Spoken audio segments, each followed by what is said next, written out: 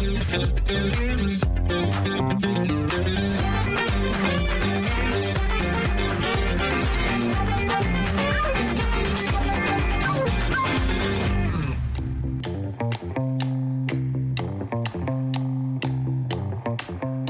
place Brugmann que je vous donne rendez-vous dans l'un des quartiers chics d'Ixelles pour ce nouveau numéro d'After. Au programme, on va redécouvrir une adresse qui est là depuis 20 ans, mais qui a fait peau neuve, Pénard, un restaurant caviste. On ira aussi découvrir Station 156, une galerie d'art, mais avant ça, fait froid. Et justement, à 2 pas d'ici, il y a une créatrice bruxelloise qui nous propose des pulls bien chauds. On y va.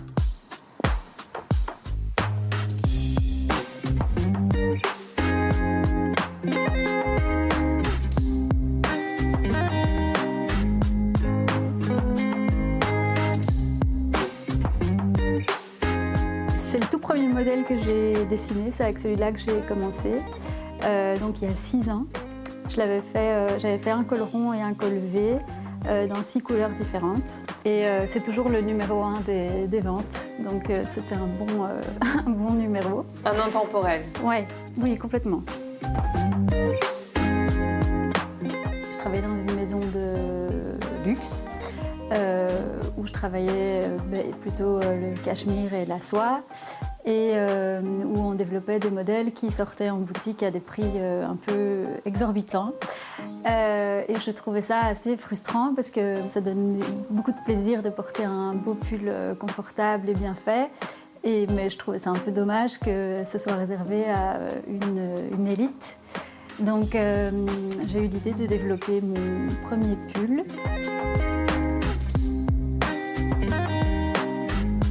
Avec un choix de rester très local finalement, parce que donc c'est toi qui crée les pièces, qui les dessine.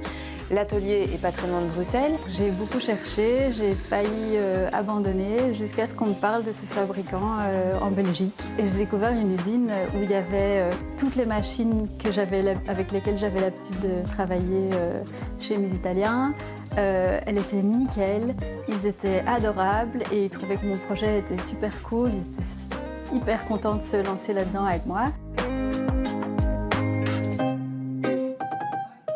Ma laine d'agneau vient d'Écosse et toutes les autres laines viennent de filatures italiennes et le coton aussi. Et c'est des filatures avec lesquelles je travaillais quand j'étais dans les maisons de luxe, sauf que là je prenais plutôt le cachemire et la soie, là je prends la laine et le coton. Depuis tout à l'heure tu parles de laine. Moi, dans ma tête, la laine, ça gratte. Il n'y a rien qui gratte ici. Ah ouais, non, c'est dingue. Celle-là, elle gratte vraiment pas. Mais comment ça se fait en fait? Ça, c'est de la laine d'agneau, qualité extra fine. Wow. Donc ça veut dire que c'est la première tonte de l'agneau. Donc c'est vraiment, on s'approche un petit peu du cachemire en termes de douceur. Oui. Mais c'est 100% laine. Tu m'aurais demandé, j'aurais pas su dire que c'était de la laine. Est-ce que tu peux nous dire sur quelle gamme de prix on est avec les produits ici? Alors j'essaye vraiment toujours de rester dans la gamme 150 à... Mon modèle le plus cher coûte 275, mais c'est vraiment un modèle qui est très travaillé. Donc ça se justifie. Je pense que ma marque n'aurait pas aussi bien marché à Paris qu'ici. Pourquoi noyer dans trop de créations? Oui, je crois que il y avait un peu trop de monde. Et est-ce que tu te serais imaginé ailleurs, à Bruxelles, qu'ici, à la frontière XL-Uccle? Non, vraiment, c'est pour ça en fait que j'ai signé le bail après ce premier pop-up ici à Bruxelles. C'est parce que je me voyais pas dans un autre quartier. C'était vraiment. Et d'ailleurs, c'est un quartier qui était qui est un petit côté parisien. Ouais. Donc, j'étais trop contente d'être ici et c'est pour ça que j'ai pas trop réfléchi.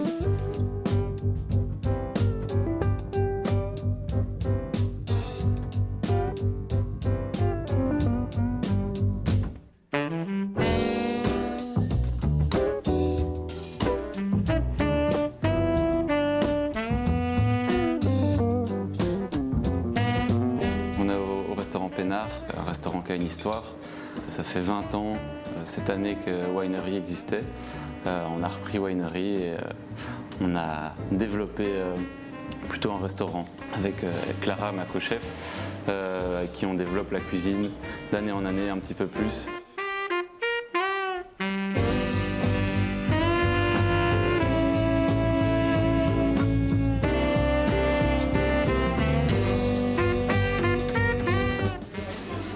Oui, bien sûr. Réservation pour 2. La table juste ici, ça vous va? On aime bien travailler les produits plus simples, les produits quotidiens, mais d'une façon un peu plus gastronomique. Parfois, il y a des produits que les gens n'aiment pas, comme parfois la betterave ou le topinambour, le chou de Bruxelles, oui.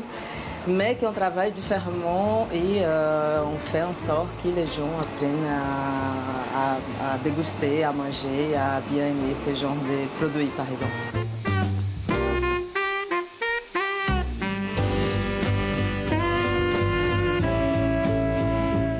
Pouvoir travailler sur des produits simples, nous on s'amuse et en fait on peut faire découvrir les produits que chacun peut manger dans son assiette chez lui, mais d'une manière différente.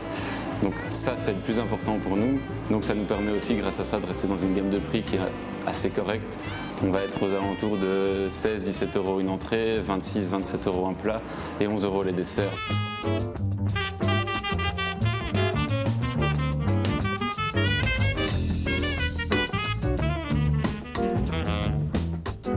Vous avez une spécialité, les vins. Oui, ici on travaille surtout avec des vins, enfin que avec des vins français, ça c'est vraiment notre marque de fabrique. On a un peu plus de 300 références, ça change un peu tout le temps en fonction de nos stocks. Juste boire un verre, là c'est plutôt pendant l'après-midi, hors des heures de service. Mais alors on peut venir manger et alors accompagner notre repas d'un bon verre de vin. Pizza à l'eau, ouais, on a sur la base classique, un peu de mâche en bouche. Un petit peu de corps, voilà, parfait pour aller avec de la viande ou même des entrées. Cette expertise sommelière, elle est indispensable. Oui, oui. Dans un cadre comme chez nous, c'est hyper important. Il faut qu'on connaisse nos vins, il faut qu'on sache parler de nos produits.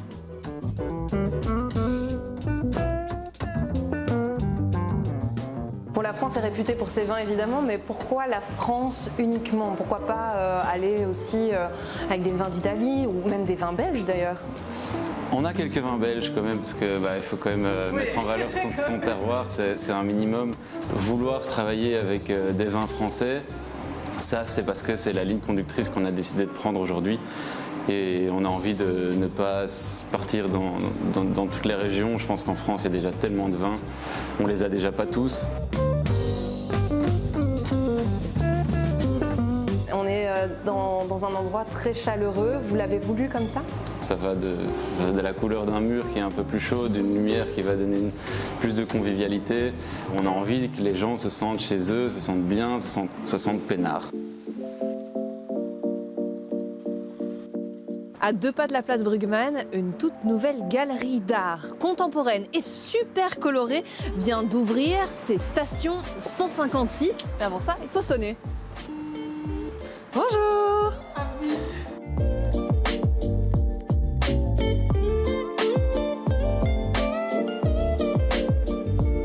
L'idée de la galerie ici, c'était de faire une galerie hybride entre art et gastronomie, d'avoir une approche qui était accessible, qui était lisible. C'était de pouvoir consommer l'art et l'apprécier sans forcément qu'il y ait de prérequis. Mais je cherchais vraiment un quartier avec une certaine ouverture d'esprit, avec une certaine sensibilité aux belles choses et aux bonnes choses. Je parlais tout à l'heure des œuvres super colorées. On a l'exemple avec l'artiste Eva Linen, qui expose actuellement. Comment est-ce que toi tu décrirais, qu'est-ce qui t'a séduit dans son approche? Alors déjà, moi ce que je cherche avec les artistes, c'est que d'une expo à une autre, ce soit vraiment drastiquement différent. La galerie, elle est hyper minimaliste, elle est un peu industrielle, on va dire. Et donc c'est vraiment les toiles qui la font vivre, c'est vraiment les artistes qui lui donnent une identité. Eva, c'est une artiste qui est plasticienne, illustratrice de base, et qui a une approche très, très colorée et très ludique de ses œuvres. Elle représente systématiquement des moments de vie qui sont en fait très communs, très classiques, mais je trouve qu'ils sont mis en lumière de manière très joyeuse. J'ai commencé à travailler à la base dans l'événementiel. C'était l'événementiel gastronomique, donc j'ai directement mis les pieds dans le grand bain étoilé, on va dire. Et puis, à un moment donné, j'ai eu besoin de rassembler les gens autour des belles et bonnes choses. Et ça s'est fait de créer des événements gastronomiques. Je cherchais un lieu et ça s'est fait dans une galerie d'art à la base. Puis j'ai pris goût à l'art et donc je me suis dit, why not continuer dans ce terrain-là. Ça qui est trop cool, c'est qu'à chaque fois, c'est vraiment des ambiances qui sont hyper opposées, quoi. Des super colorés, mais c'est ce qu'on a décidé. Ouais, je voulais pas. Ouais. Comment est-ce que Margot vous a convaincu de venir exposer, de lui confier vos œuvres pour 1 mois ici à Station 156 ? Alors c'est très facile, c'est déjà la 2e fois que je le fais. J'adore Margot, elle a plein d'idées. On sort un peu de sa zone de confort, d'être dans une galerie, je dirais, habituelle. Il y a des événements comme ces tablés signés que je trouve vraiment extraordinaires parce que bon, quand on aime la gastronomie, eh bien, lier les deux, c'est vraiment très intéressant. C'est vrai que vos œuvres me font aussi un peu penser à quelque chose dans l'assiette, dans un mouvement qui peut être très... Alors, lors du premier repas, Kevin Perlot, le chef, avait fait un dessert qui était vraiment basé sur un de mes tableaux. C'est pas vrai ? Oui, il avait fait rond avec un glaçage et ça ressemblait, parce qu'ici c'est les noirs, mais j'ai aussi des rouges, etc. Donc, une exposition 1 mois, et durant ce mois, il y a des événements, comment ça C'est à peu s'organise? près toutes les semaines, il y a 4 événements par mois à peu près. Donc il y a toujours le vernissage qui est dédié 100% à l'artiste, où on ouvre l'exposition au grand public et donc les gens sont les bienvenus pour voir en avant-première l'exposition. Puis alors dans les événements gastronomiques, il y a les préambules, ça c'est une dégustation de champagne. Puis après il y a les tablés signés, ça c'est un dîner gastronomique. L'idée c'est de faire venir un chef émergent pour cuisiner un menu 6 services, inspiré un peu des œuvres et inspiré un peu de l'exposition. Puis là on lance les cours de cuisine. C'était pas du tout fait exprès, mais j'ai l'impression que le fil conducteur de cette émission, ça a été les couleurs. J'espère en tout cas que cette émission vous a plu, que vous avez pu découvrir de nouvelles adresses. J'en ai une à vous donner, encore une, after@bx1.be si vous avez des idées de nouvelles adresses à nous conseiller. À très vite sur BX1.